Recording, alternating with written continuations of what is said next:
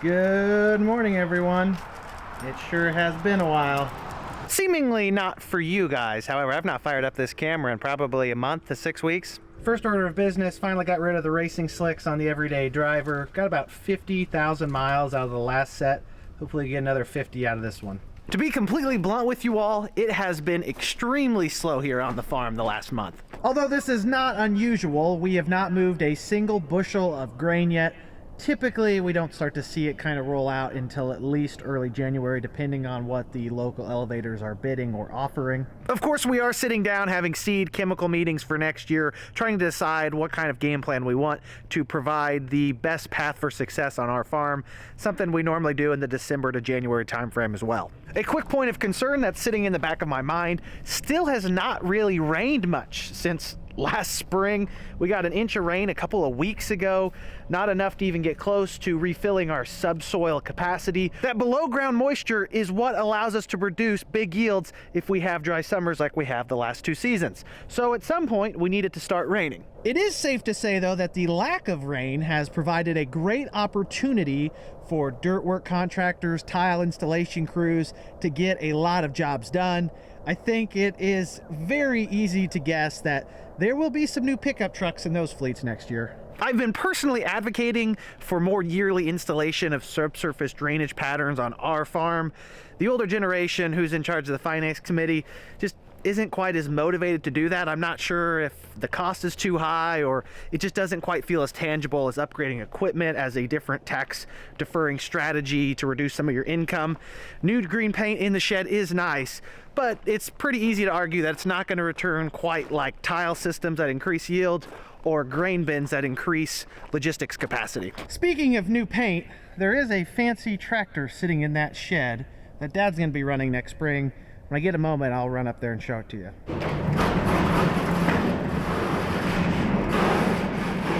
Oh, it is also cold because it is the winter now. While I'm updating you all on the happenings of the farm, I would be amiss if I did not mention that my dad is scheduled to go in next week to get his other rotator cuff worked on or repaired from a lifetime of hard work and worry and all sorts of abuse on the farm. He had his left one, which was his weak side, done last summer. I can't remember, maybe last spring. And then now he's going in here this December for the right one, which is his strong side. So if you're the praying type, I wouldn't necessarily recommend you pray for my dad.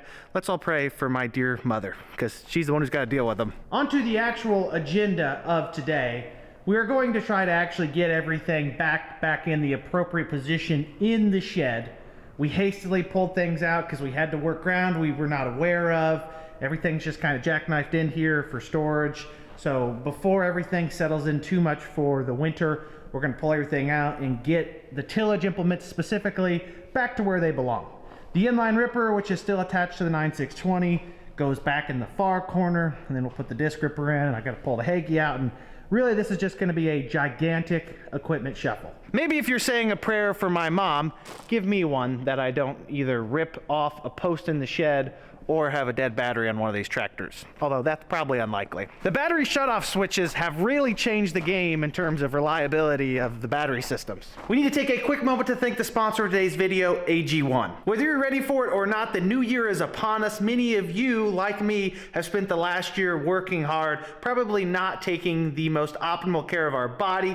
That's why we should start the new year off with the great habit of AG1. AG1 is my favorite daily foundational nutrition supplement to provide the tools for your body to conquer each and every day to the highest level. You may be lacking on mental clarity, sleep quality, digestive health, immune support. All of the things that your body has going on day to day from A to Z can be properly supported with the quick and convenient help of AG1. First and foremost, AG1 tastes way better than choking down your everyday multivitamin, and it's packed with way more ingredients than just your simple micronutrients. For almost the last year, I've been consuming 1 serving of AG1 to help recover from the long days behind us and prepare for the much longer days ahead as we enter into a new season in our lives with the new year and, of course, our planting season quickly approaching around the corner. We spend so much time taking care of everything else around us, whether it be our family, our crops in the field, our pets, you name it. Why not take a few minutes each morning to prepare your body to conquer the day, the week, the months, the years, and prepare for longevity ahead with one serving of AG1 each day? I highly recommend you check it out, and individuals who go to drinkag1.com/aTrippyFarmer will get $20 off their first subscription order of AG1. Individuals from my community also get a free 1-year supply of vitamin D3 and K2, as well as 5 free travel packs in case you're on the go. At the bare minimum, it's worth checking out as we enter into the new year. drinkag1.com/aTrippyFarmer. Check them out. Thanks to AG1 for sponsoring today's video. Now back to the regularly scheduled programming.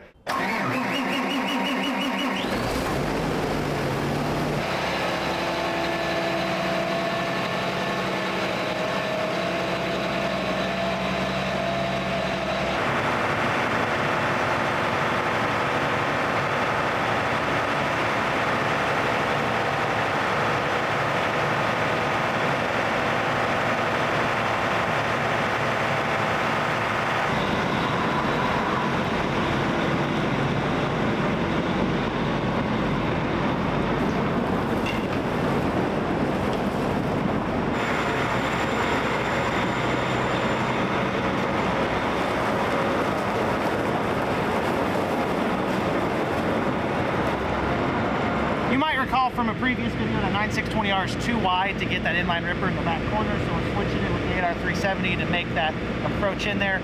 Just tried starting the Hagee and I evidently jinxed myself.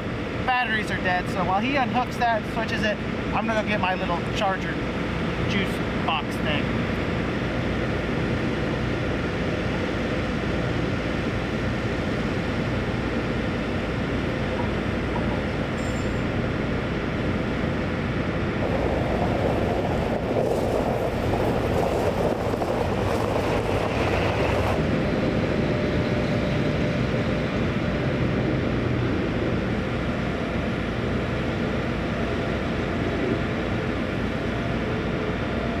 I've started this Hagee a few times in the last couple months. It's never really had that much spunk when I fired it up.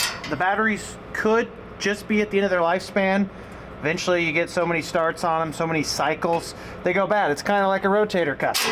Fortunately, it does have a little jumper area right here. This Hagee doesn't really have a huge tractor-like engine anyways. I don't know if it's even got a 7-liter displacement. This is not a fully charged jumper pack, but I am confident that it'll at least get this started so we can get it out of here. I may just need to let the Hagee run for a while too. These NOCO Boost jumper packs are super handy to have. Love taking them on vacation with us, having the car in case you have a dead battery. It can start pretty much anything we have other than our biggest tractors, although I've never really tried it. They just say 9 liters about the most displacement it's capable of turning over. I'm not entirely sure if I'm supposed to wait on it to say green light or if I just turn it on. I'm just gonna go start it. I'll know pretty quickly if it's gonna work.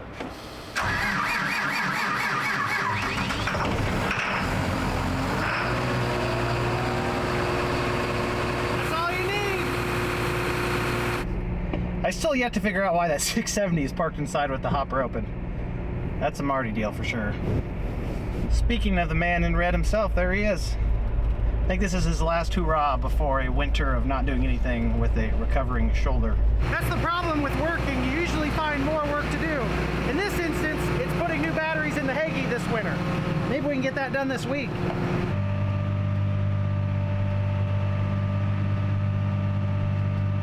I'll leave it running as opposed to shutting it off, so hopefully it starts next time. I think new batteries are probably inevitable for this. Shouldn't be as expensive as the big tractors because I wouldn't think it'd have more than 2 batteries in it. Probably won't go with the John Deere batteries. They're just kind of pricey versus third-party options.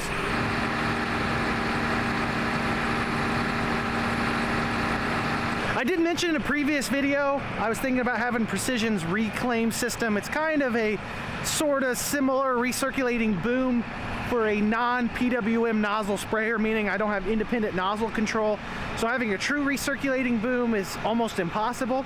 What it'll allow me to do is open up the end gates at low pressures, less than 10 PSI, 15 PSI, that won't trigger my nozzle bodies. The goal with this upgrade is just to get a quicker, more accurate start first thing in the mornings, not have to waste a bunch of chemical on the ground. I could go with the aftermarket Deere Exact Apply system, but we're looking at a little over 10 to 11 grand versus, I don't even want to know how much exact apply aftermarket is, probably 50, 60, 70, 80. It's expensive. Really not a topic for this video. We'll discuss it here in the next couple weeks if I get that installed.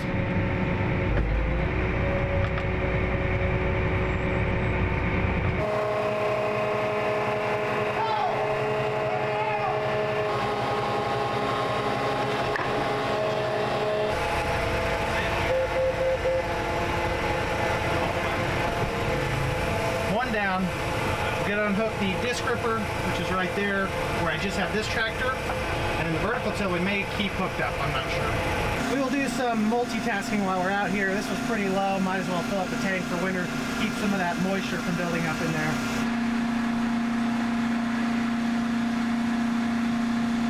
Yeah, I probably ought to go supervise so we don't have to do repair work on the DB60. I ripped off my fence row nozzle for the 10th time when I backed that out of the shed, which is just collateral damage. Those fence row nozzles, I think, are meant to be broken because I've had to fix them quite a few times to get your boom up against stuff, and they just snap right off. This disc ripper is quite a bit wider than the inline ripper, so this is going to be a little tighter fit, and of course may involve some working works. Probably not for me because I'm in a fairly good mood, although the boss man and his brothers, they can get a little bit feisty at times.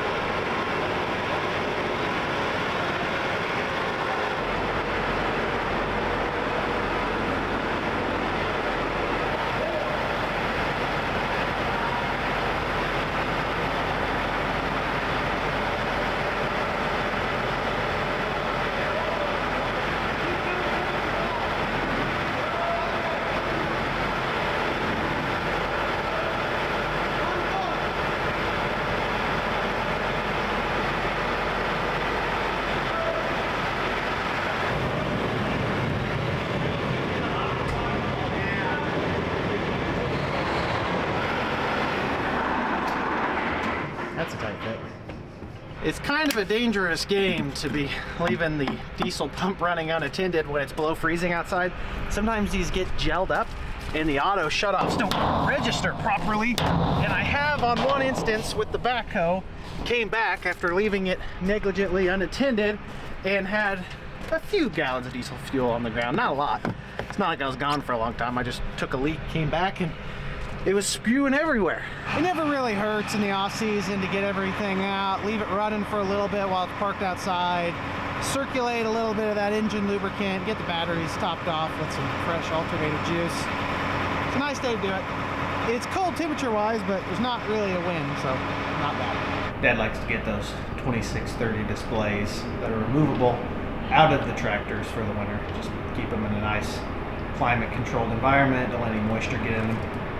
What he's doing right now is taking that out. Chris, you should have built your shed bigger. Put a heated shop in. We'll do that next. I'll build one in your honor. How about that? No, I won't be here to do that. We got a little tag along.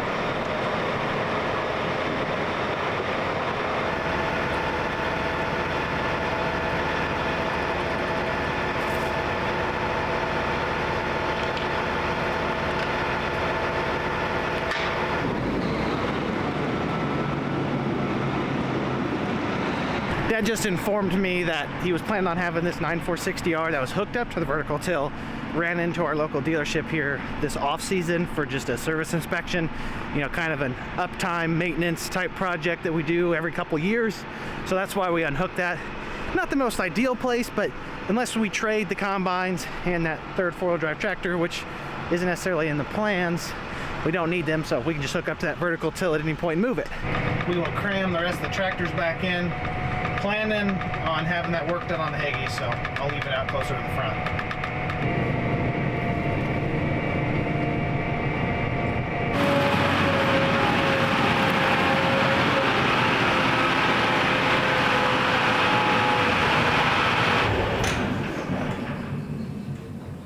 One thing we are working proactively on this year is accepting lime deliveries from St. Louis. One of our neighbors is hauling soybeans down there. They were looking for a backhaul. It just improves the economics of that trip for them. St. Louis lime is cheap, it's high quality, and it offers this neighbor a good round trip logistical economic outlook, I guess you would say. So we said, yeah, just start stacking the lime. Not even sure we need it next year, but it's cheap enough and it'll overwinter for a couple years without issue. Might as well just stockpile. There's much worse investments on your farm than a pile of lime, I can assure you of that. There's nothing pressing on the agenda today, so let's go check out Dad's new planting tractor. There it is. You want to talk about questionable investments? I think we'll even get 10 mile an hour out of that high-speed planter with this thing. Oh wait, sorry, I was pointing at the wrong tractor. There it is. 8R340. Should be a pretty nice ride for the boss man. This 8R340 is 1 year old. Got it out of a farmer in the Vincennes area, which would be near Ivers, near Ruches. There's a lot of really big farmers down in that pocket. Alliance Tractor has a dealership down there, and we got an opportunity to purchase this one. And Dad has been wanting to upgrade his tractor, not necessarily for financial reasons, but we are looking to get better planting accuracy in terms of the straightness of our passes, better ride with independent front suspension, and a little bit more horsepower is not going to hurt either, because I think the planter is capable of more than what we are doing with it now if we want to pull it faster. This girl does have some meaty tires on it though, bigger than the 8R370s. I'm not sure the video really does it justice, but these front duals are quite a bit larger than what I have on my tractor. Not sure if it really matters. We don't do any of our own side dressing currently, so running over the corn rows is not going to be something we're worried about. It appeared to be a very solid, clean, well-kept tractor. The farm that traded it in has a pristine reputation with other farmers, with this dealership, and that goes a long way for used equipment valuations. If you know the farmer that had it before you takes care of their stuff, you're going to be more willing to buy it. Some people run stuff hard and put it away wet, don't do the proper service, and they get a reputation for that, and it shies you away from buying their equipment. We're excited to run this 1 year old. I think it's got like 200-ish hours on it. It's not seen a lot of use. I've mentioned the bigger tires. I think this tractor may be weighted a little heavier than my 8R370 as well. 30 less rated horsepower. It's a 340. And it does have the ultimate cab on the interior, so Dad'll have his massaging seats. The biggest upgrade that I think is going to cause the most headaches is in the cab right there, and I'll step up there and show you. Other than the hydrostats on our combines, we have been a power shift operation for the last decade. There's not been a single IVT on our farm. There's no real reason for that other than just not wanting to pay for the IVTs, but they're becoming much more standard, especially in these 8R style tractors. You got the hint, this is an IVT tractor, and not just a standard one. It is a Command Pro lever IVT, meaning it has this multi-function handle that both controls the direction of the tractor, the speed of the tractor, and also has all of these programmable functions to make operating this easier. I say easier, but at the same time, I think this is going to be a nightmare for my dad. He's probably going to resort to just using your standard hydraulic lever buttons as opposed to programming them all on there, which is the point, but he's an old dog, and you know what they say about old dogs and new tricks. I have heard from other farmers in the area and on social media that these Command Pros are very confusing out of the gate, probably like that Fendt tractor we had on this farm a month or so ago. Once you figure them out though, they're supposedly one of the smoothest things to operate because you can do everything from here. You can lift your planter up on the end from here. You can resume your auto steer here. You can change your speed here. I mean, the only thing this doesn't do is turn on your vibrating massaging seat. That's over here. Of course, you've got the ultimate cab foot pegs. You've got to have those at this point for operator comfort. I mean, how else are you going to farm if you don't have foot pegs and a refrigerator?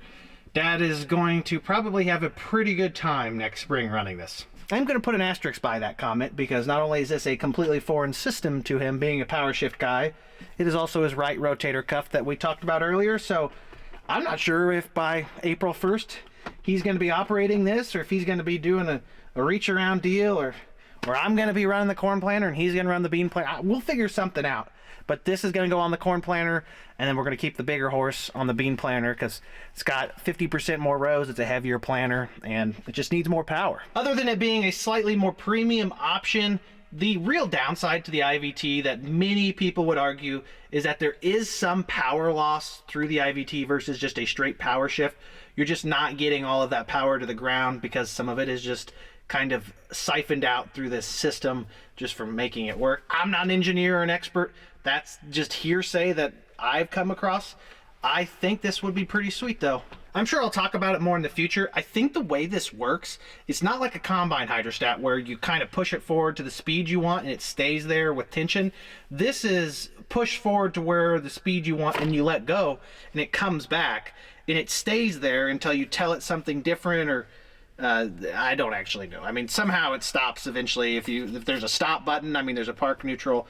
We've all got a lot of learning to do here. The good thing about the IVT is they don't cut the clutch off. You don't technically need it, but it is a nice get out of jail free card if you have trouble operating the system. There you have it. That is my dad's new corn plant tractor.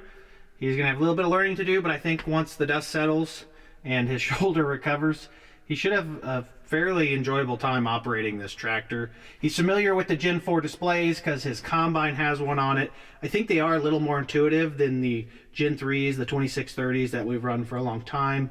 I'm going to add an extended monitor somewhere of his choosing so he can have a separate page for tractor functions and then planner functions. It's nice to have more screen space for all of the data you're looking at as you're going through the field. Obviously, you guys are somewhat familiar with the 8R series tractors because I've run one for the last year and a half, 2 years now. I would love to know in the comments below, what do you think about IVT transmissions? If you've used the John Deere Command Pro, what do you think about that? If there's anything we should look out for, or I should kind of prepare my dad for as we slowly tiptoe our way into this spring.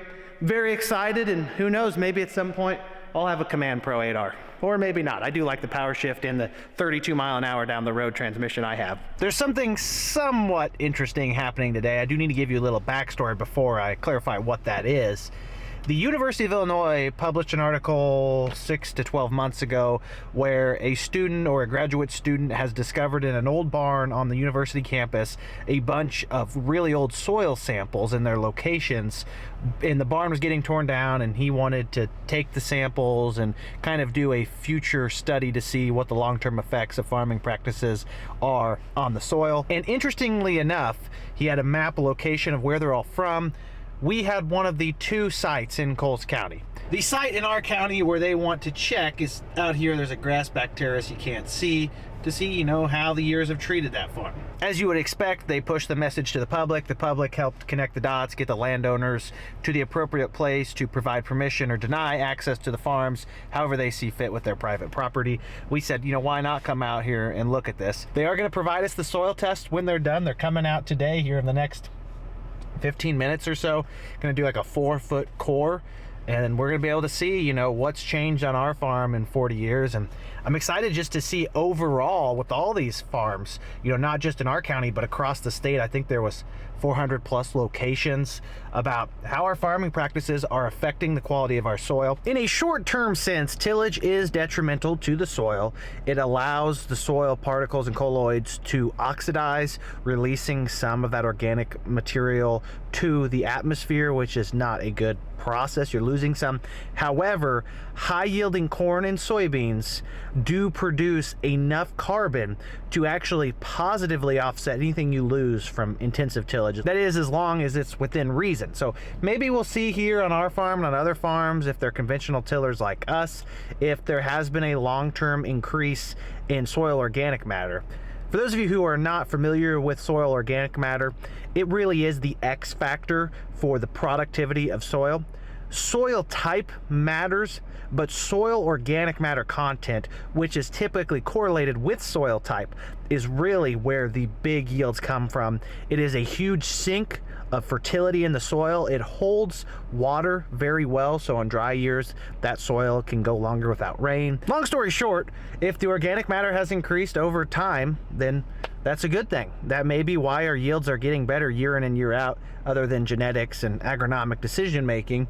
It's just that our soil is getting better because we are continuously producing enough vegetative material that ultimately becomes organic matter, that we're building our soil up over time. I am extremely interested to see the results, because a lot of people say farmers are stripping the soil, and I know data points both directions, and sometimes surveys like this might give us some clarification on that. The research technician from the U of I just showed up. I told him he ought to watch out for the 4 pipelines that go through this 70-acre field. Yes, not 1, not 2, not 3. There are 4 pipelines. 1 anhydrous line and 3 natural gas lines. But the area he's in should be clear of everything, and he is going to probe everything in advance.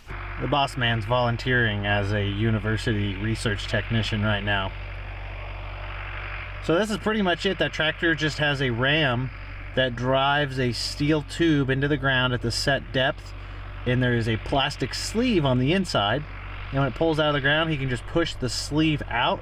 It brings the soil with it, reload it for the next sample, and then take all of them from this field up to the lab at Champaign for them to evaluate the soil.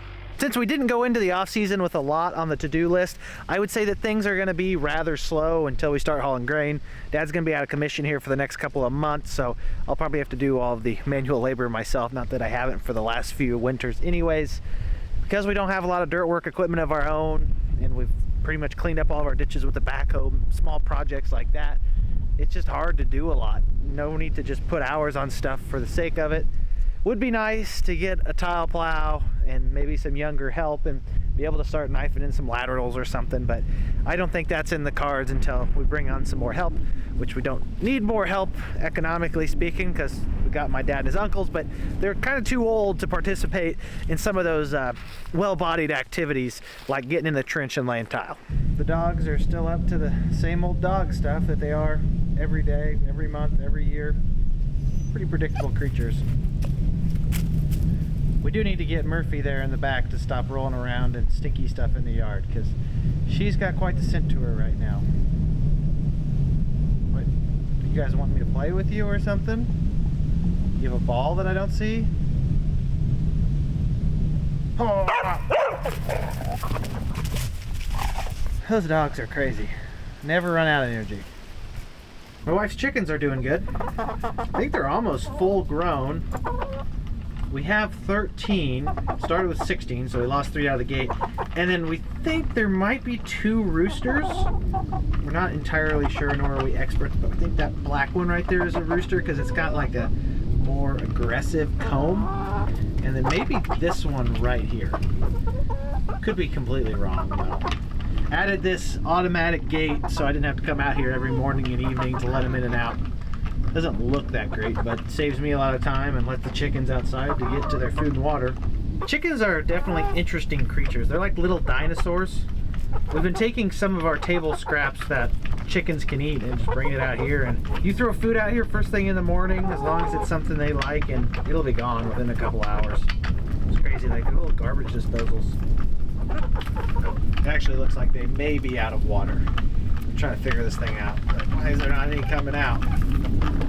It looks like I am actually going to have to address that. I'm going to take off, everyone. I hope everything's going smoothly in your lives and on your farms this winter. It's hard to deny that a little bit of rest and relaxation is not good for the soul. As always, everyone, I greatly appreciate every single one of you continuing to tune in and support the channel.